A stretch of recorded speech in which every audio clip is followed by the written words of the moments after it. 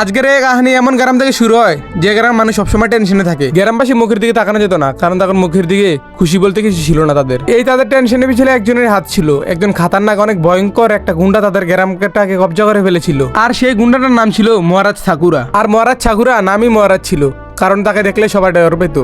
আর সে গ্রামবাসীর কখনোই ভালো চেত না, আর গ্রামবাসী তাকে দেখলে ভয়ে থাকতো। আর মহারাজ ঠাকুরের একটা ছেলেও ছিল, যার নাম কিনা হিপহপ। বাপ যেরকম ছেলে এরকম। হিপহপের কামে ছিল মেয়েদেরকে ডিস্টার্ব করা, বন্ধু বান্ধবের সাথে নেশাপানি করা, আর বন্ধুগুলোকে হারাত লাগায় পার্টি করতো। আর তাদের জ্বালায় গ্রামবাসী শান্তিতে ঘুমাতে পারতো না। তারা বাপ বেটা মিলে গ্রামটাকে জাহান্নাম বানিয়ে দিছিল।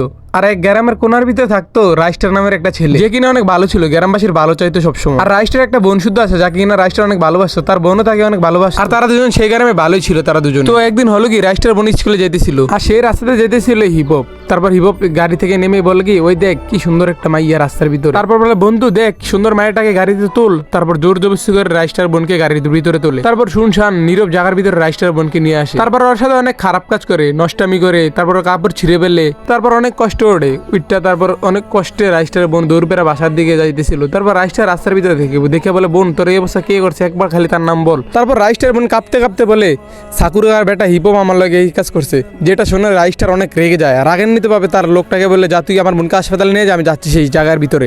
আর সেদিকে হিপহপ তার বন্ধুদের সাথে মজা মস্তি করতেছিল। আজ তো সেই মজা হইলো বন্ধু, এরকম মাইয়া পাওয়া যায় না যাইতে। তারপর সেই জায়গার ভিতরে রাইস্টার আসে বলে, তুই আমার বোনের সাথে যা করছিস অনেক অন্যায় করছ, তার প্রতিশোধ আমি নেবো। তারপর রাইস্টার বলে, তোর আমার বোনের লগে যা করছিস তার শাস্তি এখান থেকে দিয়ে আমি যাবো। তারপর হিপহপ হাসতে হাসতে বলে, কে রে তুই, কি করবি আমার, আমি জানিস কেডা? তারপর হিপহপ বলে, এটা তোর বোনা ছিল কি মাল থাইয়া। যেটা শুনে রাইস্টারের মাথা গরম হয়ে যায়। আর রাইস্টার বলে, তুই তোর বাপের হাডান দেশটা দেখ, তোরও মারমু তোর বাপেরও মারমু। তারপর শুরু হয় এক ভয়ঙ্কর লড়াই। এখন লড়াই কে জিতবে তো তোমরা দেখো। এখন কিন্তু অন্ধকার হয়ে গেছে। এখন কি রাইস্টার পারবে মারতে বিল্লা হিপহপকে? এখন অনেক অন্ধকার অন্ধকার, কিছু দেখা যেতেছে না, কিছু দেখা যাচ্ছে না। ওই মাই গড, ধোঁয়া পড়ে রয়েছে। এখন রাইস্টার দিয়ে সিংহাসনে পড়ে রয়েছে।